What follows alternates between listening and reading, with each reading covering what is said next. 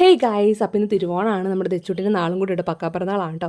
അപ്പം തിരുവോണമായിട്ട് എനിക്കിന്ന് ഡ്യൂട്ടി ഉണ്ട് ഗൈസ്. നമുക്ക് നേരത്തെ പോകാൻ ഉച്ചവരെയൊക്കെ ഉണ്ടാകത്തുള്ളൂ. അങ്ങനെ ഹോസ്പിറ്റലിൽ നിന്ന് പായസമൊക്കെ കിട്ടി, അതൊക്കെ കുറിച്ച് നേരത്തെ വീട്ടിലേക്ക് വന്നു. ഓണായതുകൊണ്ട് തന്നെ വീട്ടിൽ എല്ലാവരും ഉണ്ട്, ആർക്കും ജോലിക്കൊന്നും പോകണ്ടല്ലോ. അപ്പോൾ ഏട്ടൻ്റെ പിള്ളേരൊക്കെ കൂട്ടി രാവിലെ തന്നെ അത്തമൊക്കെ ഇട്ടു.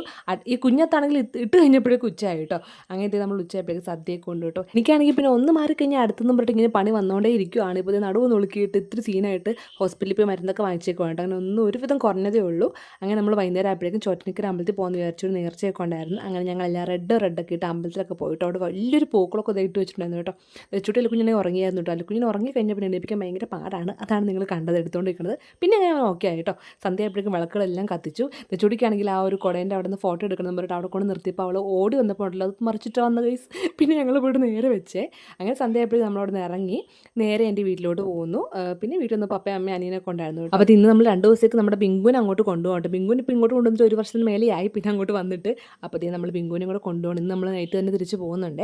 അപ്പോഴേക്കും ഞാൻ മാമ പിള്ളേർക്ക് വാങ്ങിച്ച ഡ്രസ്സൊക്കെ എടുത്ത് തന്നിട്ട് തെച്ചുട്ടിക്ക് ഒരു ഫ്രോക്കും ഒരു ടോപ്പും പിന്നെ അല്ലുക്കുഞ്ഞാണെങ്കിൽ 2 ഫുൾ കൈ ഷർട്ടാണ് കേട്ടോ. അപ്പോൾ അതൊക്കെ മാമ വന്ന പാടത്തിന് എടുത്തൊക്കെ തന്നായിരുന്നു. പിന്നെ കഴിഞ്ഞ ആഴ്ച ആണെങ്കിൽ അമ്മയും പപ്പയും കൂടി ഗുരുവായൂർ അമ്പലത്തിൽ പോയിരുന്നു കേട്ടോ. അപ്പോൾ എനിക്കും തെച്ചുടിക്ക് വാങ്ങിച്ച സാധനങ്ങളാട്ടോ ഇതൊക്കെ. സോ നമ്മുടെ തിരുവോണം സ്പെഷ്യൽ ലോങ് വീഡിയോ ഞാൻ ഷൂട്ട് ചെയ്ത് വെച്ചിട്ടുണ്ട്. ഉടൻ തന്നെ പോസ്റ്റ് ചെയ്യാം കേട്ടോ. അപ്പോൾ ഇന്ന് ഇവിടുത്തെ കുഞ്ഞു വീഡിയോ ഇത്രയേ ഉള്ളൂ. നമുക്ക് അടുത്ത വീഡിയോ കാണാം. ബൈ.